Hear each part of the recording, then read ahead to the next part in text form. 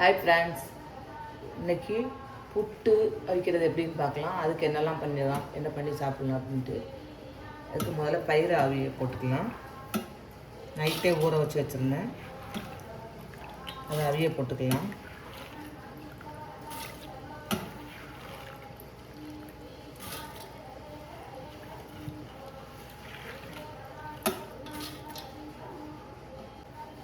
பயிறு எடுத்தாச்சு. அதுக்கு தேவையான உப்பு போட்டுட்டு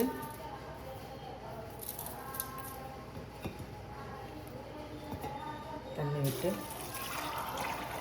நல்லா முங்குற அளவுக்கு தண்ணி விட்டுக்கோங்க.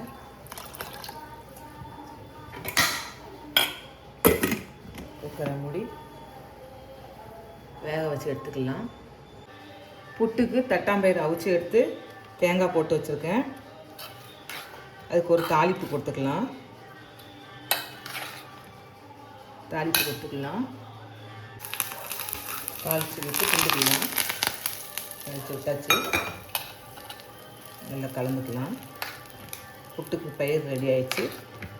அடுத்தால மாவு எப்படி பிணைஞ்சு புட்டை வைக்கிறதுன்னு பார்க்கலாம். இப்படி ஒரு சின்ன குக்கரில் தண்ணி ஊற்றி சூடு பண்ணணும். தண்ணி ஊற்றி சூடு பண்ணிவிட்டு இந்த வெயிட் இல்லாமல் இதை மட்டும் அப்படியே நல்லா சூடாகி வர்றது வரைக்கும் இந்த குக்கரில் இருக்கட்டும். சூடாகட்டும். அதுக்குள்ளே மாவு எப்படி பிணையுது பார்க்கலாம். புட்டுக்கு மாவு பிணையிறதுக்கு ஒரு பவுல் எடுத்தாச்சு. அதில் கொஞ்சம் அரிசி மாவு எடுத்துக்கலாம். சம்பா அரிசி மாவு எடுத்துருக்கேன் நான். சம்பா அரிசி மாவு எடுத்துக்கோங்க, அதான் நல்லது. போட்டுட்டு தேவையான உப்பு போட்டுட்டு நல்லா கலந்துக்கிடணும். வந்துட்டு தண்ணி நல்லா தெளித்து போயிடுங்க.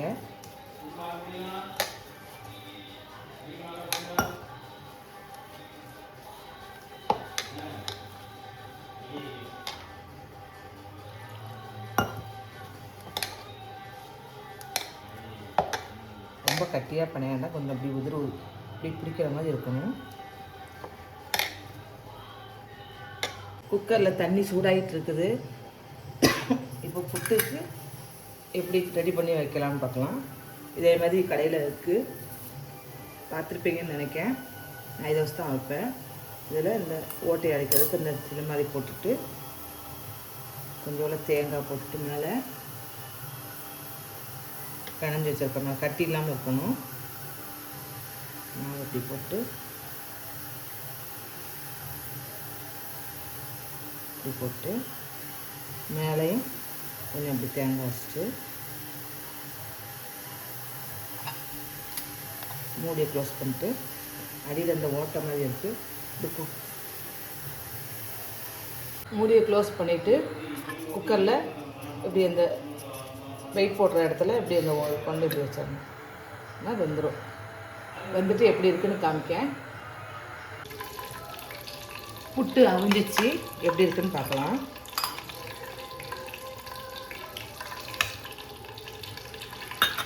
சுட சுட புட்டு ரெடி. எப்படி இருக்குன்னு பாருங்கள்.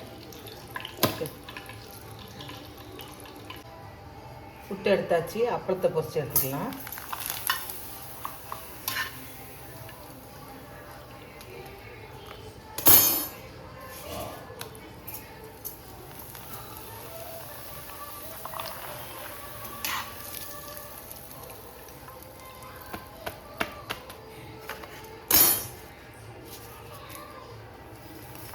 புட்டு ரெடி ஆயிடுச்சு. எப்படி பரிமாறுதுன்னு பார்க்கலாம்.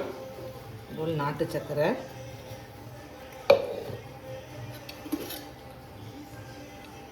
பயிறு, தட்டாம்பயிறு,